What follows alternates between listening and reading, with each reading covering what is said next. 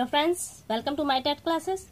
Friends, आज हम पढ़ेंगे मैथ्स और मैथ्स में जो हम पढ़ेंगे वो हमारा है अनुपात एवं समानुपात।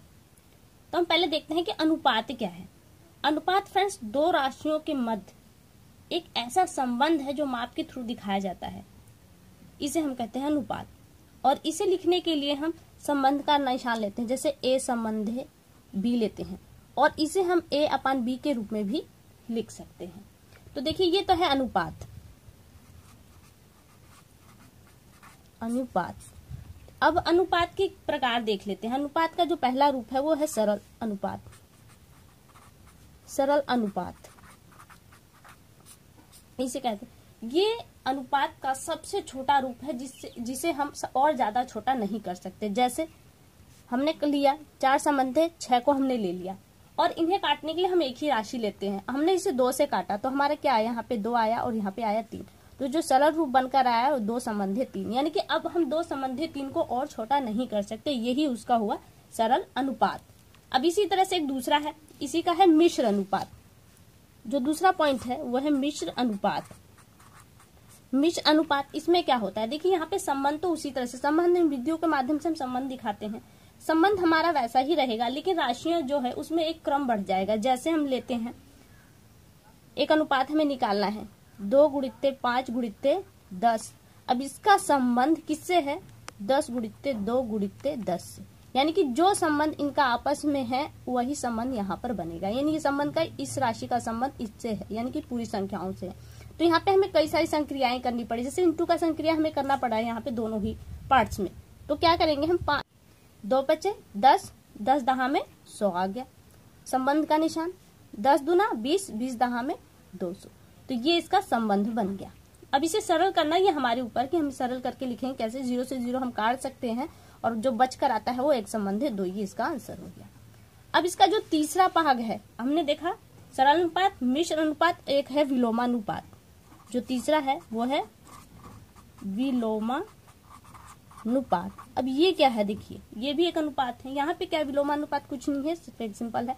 जैसे आपको कोई संख्या दी गई अनुपात के रूप में और पूछा जाए कि इसका विलोमानुपात, तो इसका विलोमानुपात संख्याओं को आपस में उलट देंगे, वो हो जाएगा उसका विलोमानुपात। यानी कि जहाँ पे 4 संबंध है 5 है, वहां पे हम 5 संबंध है, इससे 4 कर देंगे तो ये हो जाएगा हमारा विलोमानुपात।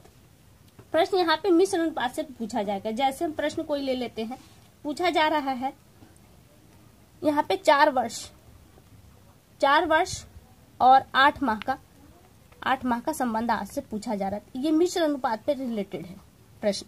तो देखिए यहाँ पे कैसे करेंगे इसे। अनुपात है तो हमने कहा कि 2 सजातीय राशियां होनी चाहिए। यानी कि यहाँ पे वर्ष है, यहाँ पे माह, यानी कि या तो हमारा वर्ष ही दोनों होना चाहिए तो दोनों माह, या तो वह माह को हम कन्वर्ट करेंगे वर्ष में, वर्ष को कन्वर्ट करेंगे माह में। तो हमें जो इजी लगता है वो करेंगे। तो देखिए कैसे करेंगे। हम 1 वर्ष में 12 माह होते, तो 4 वर्ष में 4 गुणित्ते 12 जो संबंध है वो यहाँ पे यही संबंध पूछा गया है। ये क्या बन रहा है आपका मिश्र अनुपात, क्योंकि एक संक्रिया में आपको एक संक्रिया बढ़ जा रही है एक भाग में। तो आपके 12 चौका 48, संबंध है 8। आप इसे सॉल्व कर देंगे, 8 एक कम 8, 8 छम 48। आंसर क्या हो गया, 6 संबंध है। एक का अनुपात है 4 वर्ष और 8 माह में। ये तो हो गया हमारा अनुपात। लेकिन अब हमको देखना है समानुपात।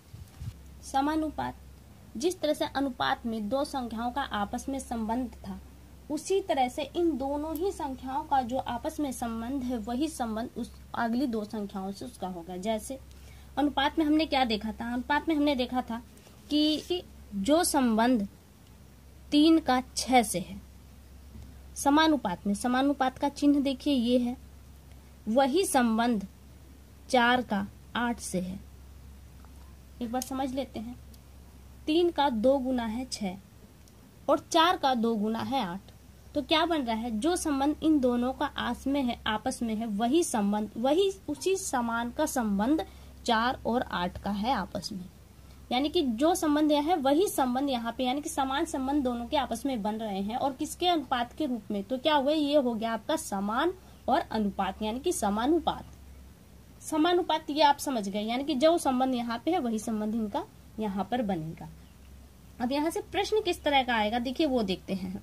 प्रश्न है 5 का जो संबंध x है, यहाँ पे x का मान बताना है आपका, और ये समानुपात है और आगे है आपका 3 संबंध है में 15। ये इसका मान बताना है आपको, किसका, x का मान। तो देखिए क्या करेंगे हम, जब इस तरह के सवालों को सरल करना होता है तो हम इनका संबंध कैसे बिठाते हैं सवाल को सॉल्व करने का, क्योंकि संबंध जो इसका संबंध जो इससे है उसका संबंध भी 5 से वही होगा।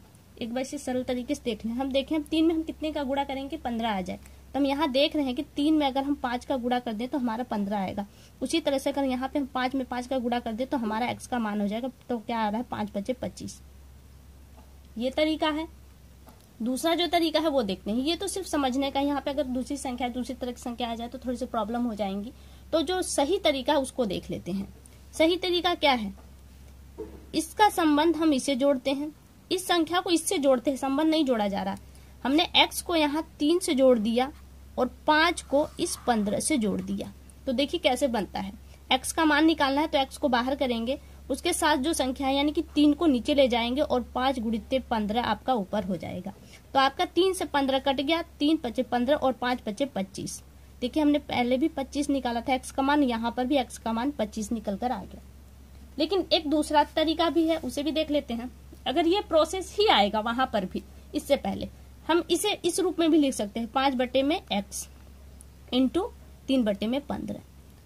इंटू की प्रक्रिया में क्या होता है, इन दोनों का संबंध आप इस तिर्यक तरीके से इन दोनों का आपस में संबंध बनता है। तो x को हम कैसे लिखेंगे, x का मान निकालने के लिए फिर बटा में 3 ही जाएगा आपका, और 5 × 15 पैटर्न बन गया। हमने डायरेक्टली यहाँ पे कर दिया था, यहाँ पे हमने इस विधि से इसको समझ लिया।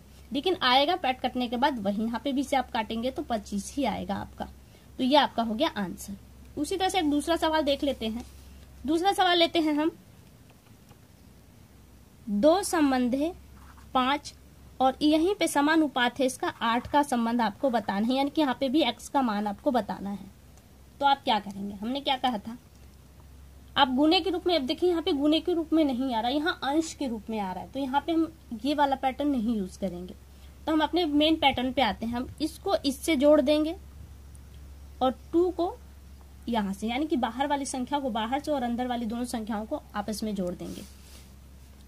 अब क्या करेंगे, हम x का मान निकालना है या फिर जो भी है निशान उसको समझ लीजिए। तो यहाँ पे हम x मान लेते हैं और इसकी वैल्यू निकालनी है हमको। तो x के साथ जो संख्या है वो नीचे जाएगी, यानी कि 2 नीचे जाएगा और 5 × 8 आपका ऊपर हो जाएगा। 2 से आप 8 को काटते हैं तो आएगा 4 और 5 चौका आपका आ गया 20। ये आ गया आंसर। लेकिन फिर हम इस तरीके से एक बार इसे समझ लेते हैं। हम इसे बटे के रूप में लिखेंगे तो कैसे आएगा, 2/5 × 8/x, 8/x। फिर हमने क्या किया, हम तिर्यक गुणा होने के कारण इन दोनों का संबंध आपस में तिर्यक तरीके से, तो x के साथ 2 आ गया और 8 के साथ 5 आ गया। तो x बराबर क्या हो गया आपका, 5 × 8/2। यहाँ पे भी काटेंगे तो वही संख्या हमारी आएगी। तो फ्रेंड्स उम्मीद करती हूँ आपको ये वीडियो अच्छी लगी। यहाँ पे देखिए आंसर यही आ गया। और इससे रिलेटेड जिस तरह के प्रश्न एग्जाम में आते हैं हम उन्हें अगली वीडियो में देखेंगे। तो फ्रेंड्स आज के लिए केवल इतना ही। अगली वीडियो में बहुत जल्द मुलाकात होगी, तब तक के लिए नमस्कार।